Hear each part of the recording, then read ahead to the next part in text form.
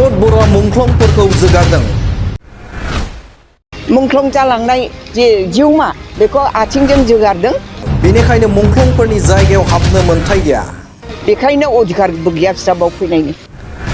जेब्लासिम बर' हारि थागोन अब्लासिम जों बिटिसि एकर्डखौ फालिगोन। दिनैनि साना जोंनि थाखाय माने मोनसे जारिमिनारि सान। बे सानखौ जेब्लायबो माने बे बुहुमा जेसेबां दिन थागोन एसेबां दिन जोङो माने जोंनि गोरबोनि खुलुमनायखौ जों बावलांबाय थागोन। बर' हारिखौ बडलेण्ड मुं लाना प्रमोद बर'आ सोमावसारना गावनि लिडारशिपखौ लाखिनो थाखाय एबसुखौ बाहायदोंमोन। बडलेण्ड होननानै माने प्रमोद बर'आ आन्दलन खालामदों, लैहोर लैहोर मानसि लेंदों। बेहा गावनि लिडारशिपखौ लाखिनो थाखायसो बियो माने एबसु संगठनखौ बाहायदोंमोन। बे बाथ्राखौ बुंदों बारग' मन्त्रि प्रमिला रानी ब्रह्म बिथाङा दिनै बिटिसि एकर्डखौ क'क्राझार नोगोरनि साखाथियाव थानाय बडलेण्ड मुंख्लं खाम्फायाव बिपिएफ राजखान्थि हान्जानि एकर्ड सान फालिनायाव हाबाफारियाव बाहागो लाना बे समाव बडलेण्ड बुब्लिनि मोनसे खौरां। दिनैनि साना जोंनि थाखाय माने मोनसे जारिमिनारि सान। बे सानखौ जेब्लायबो माने बे बुहुमा जेसेबां दिन थागोन एसेबां दिन जोङो माने जोंनि गोरबोनि खुलुमनायखौ जों बावलांबाय थागोन। दा बिथांमोननि नाजानायावनो जोङो बिटिसिखौ मोननो हादोंमोन। जे जोंनि बडलेण्ड एरियानि जे ओनसोल बे ओनसोला माब्लाबाबो जौगानायनि माने माबाखौ नुनो मोनाखैमोन। जेला हाग्रामा महिलारिनि उपेन्द्रनाथ ब्रह्मनि उनाव हाग्रामा महिलारिया अस्त्र दैनानै जेला सरकारनि बिरुद्धे नांदोंमोन, बेवहाय गोबांथार जोंना माने बिर जोहोलावफ्रा सहिद जादोंमोन, मुंख्लं जादोंमोन।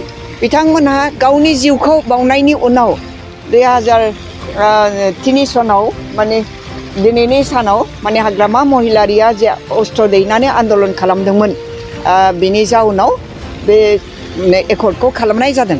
आरो बिनि उनावसो जोङो माने जौगानायनि माबाखौ महर मुस्रिखौ नुनो मोन्दों। दिनैनि जे अबस्था, बे अबस्थाया नैबे हाग्रामा महिलारि बिथांनि एकर्डनि उनाव मोननाय अबस्था। जोङो माने गोजों महरखौ जोङो नुनो मोन्दों। लामा सामा गासिबो जा अनुस्थानफोरखौ जों मोननो हादों। बे गतिके बिथांमोननि जे मुंख्लं जालांनाय, बे मुंख्लं जालांनाय माबा जिउखौ जोंहा दिनै गोसोखांनांगौ सान। बे हिसाबै जों बेखौ जेब्लायबो जोङो मानिलांबाय थागोन। धर्म बिथांमोना जेबो माने खस्थ' खालामाखै। बिसोरो ओरैनो माने बडलेण्ड होननानै माने प्रमोद बर'आ आन्दलन खालामदों, लैहोर लैहोर मानसि लेंदों। बेहा गावनि लिडारशिपखौ लाखिनो थाखायसो बियो माने एबसु संगठनखौ बाहायदोंमोन। दिनै बे गमामायै जुदि आन्दलनखौ खालाममारदोंमोनबा, जोंनि थाबोनाय माखासे मोन्थायखौ मोननो थाखाय आन्दलनखौ खालामदोंमोनब्ला दिनै बिटिसिनि जि अधिकार, जि मोन्थाय, बे मोन्थायखौ खर्ब खालामनानै बे एकर्डखौ खालामनाय नङामोन। जों जिखिनि मोनदों बेखौनो बियो थब्लं गब्लं खालामनानै जिराब फाराब खालामनानै बियो एकर्ड खालामदों। जायनि थाखाय जोंहा जिखिनि अधिकार दङ, मोनदोंमोन, बे मोन्थायखौ बियो सेस खालामनानै होदों।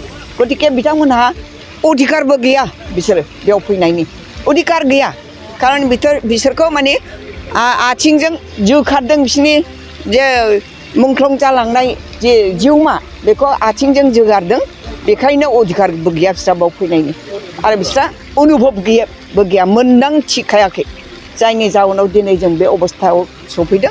बेखौ बियो सेरलां फारलां जिहेतु खालामदों, बेहा अधिकार गैया बाव हाबनायनिबो। महकुमानि 1 नं बेथागाव गामियाव थानाय जिजास मेरि स्कुलाव 3 फोरोंगिरिनि गोनांथि जानानै फैदों। गोसो गुदुं बिजाथिफोरा बे पस्टनि थाखाय एप्लाइ खालामनो हागोन। बे पस्टआव एप्लाइ खालामनो थाखाय गोनांथि जानाय क्वालिफिकेशना जाबाय इंलिश आयदायाव MA पास जानाय जानो नांगोन। मेथ्स आरो फिजिक्स आयदायाव MSc पास जानाय जानो नांगोन। बिजाथिफोरा 15 फेब्रुवारि 2022 इं अक्ट'सिमनि गेजेराव गावबागाव बाय'डाटाखौ फरायसालियाव गथायहैनो हागोन। बाय'डाटाखौ लाखिखांनायनि उनाव सानसे बिजाथिखौ इन्टारभिउनि थाखाय लेंहरनाय जागोन। फोरोंथाय फोथाराव एक्सपिरियेन्स थानाय आरो नेट BEd गोनां बिजाथिनो 12,000निबो बारा दानबान्था होनायनि राहा लानाय जागोन। गोबां मिन्थिनो थाखाय नोंथांमोनहा गाहायाव होनाय जानबुं नाम्बाराव खौरां लाहरनो हागोन। जानबुं नाम्बार 8638992811।